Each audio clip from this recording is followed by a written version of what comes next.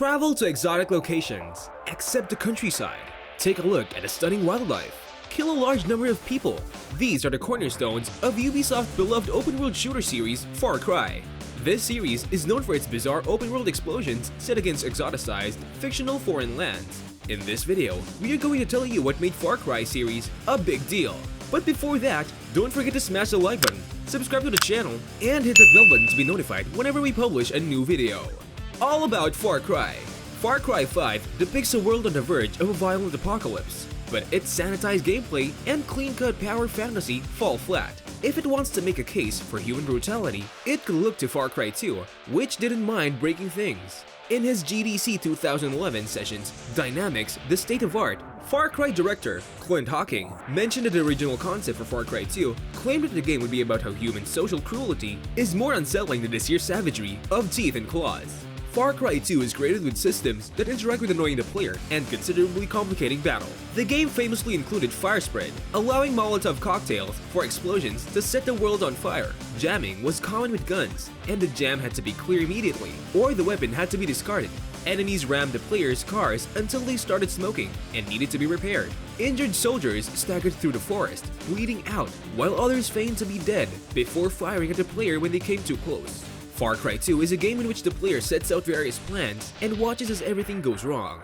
Far Cry 2 versus Far Cry 5. In Far Cry 5, a player can seize an outpost without raising a single alert while firing perfect arrow shots at cultists from a safe distance. Far Cry 2's fighting is designed to dispel the assumption that expertise or strategy can lead to anything other than chaos.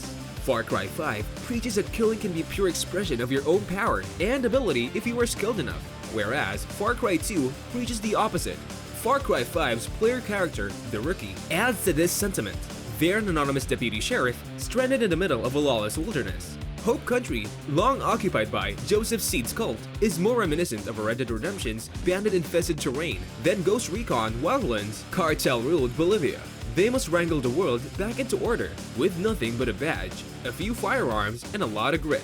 Ubisoft frequently employs a power fantasy, perhaps most notably in Tom Clancy's The Division, where players are granted the ability to loot and murder due to their unique status as a Division agent. The systems in Far Cry 5 perpetuate that fantasy. Nothing ever breaks in Hope County, and the player's weapons are always pristine and ready to shoot the next mindless fanatic they encounter. Despite the game's doomsaying, the gameplay never hinders or even inconveniences the player. It never fractures their bones or jams their firearms. Everything works perfectly well in a world on the verge of collapse, supposedly fire with sin.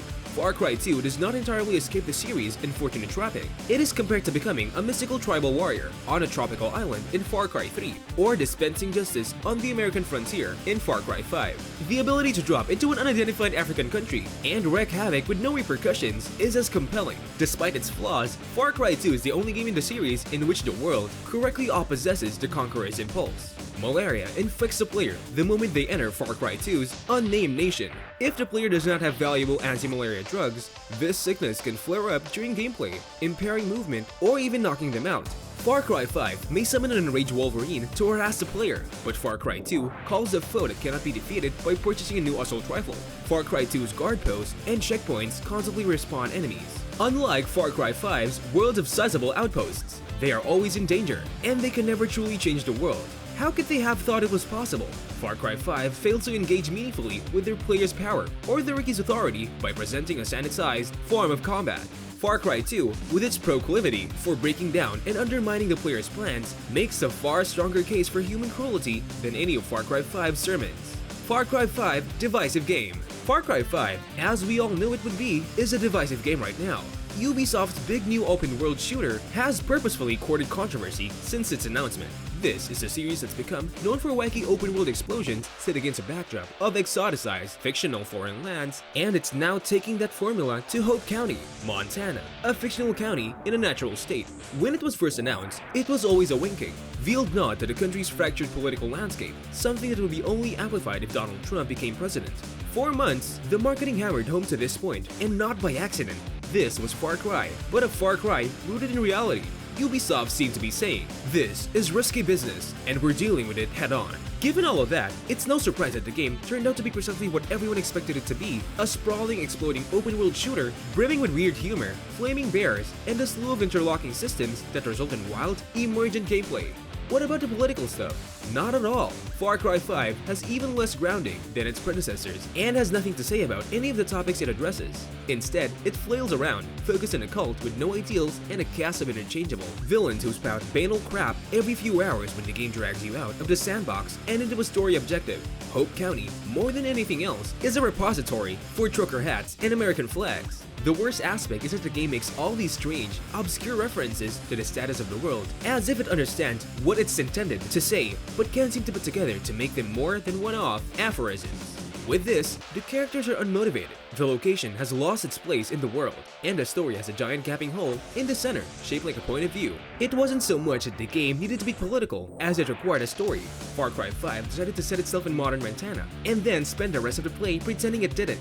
Usually, all of that would be a clear disqualifier, but there's a twist in the story. Far Cry 5 is quite good. It builds on its predecessor's open-world action, while refining the model established by Far Cry 3, and as a result, it's the finest game in the series since Blood Dragon. The weapons are ready, the trucks are ready, and the Guns for Hire system allows me to charge into an enemy outpost with an attack dog and a cougar by my side, shooting flames like a madman until the entire forest is engulfed with flames. That's the kind of popcorn and carnage formula the series has used throughout its modern incarnation, and it's used better here than ever before.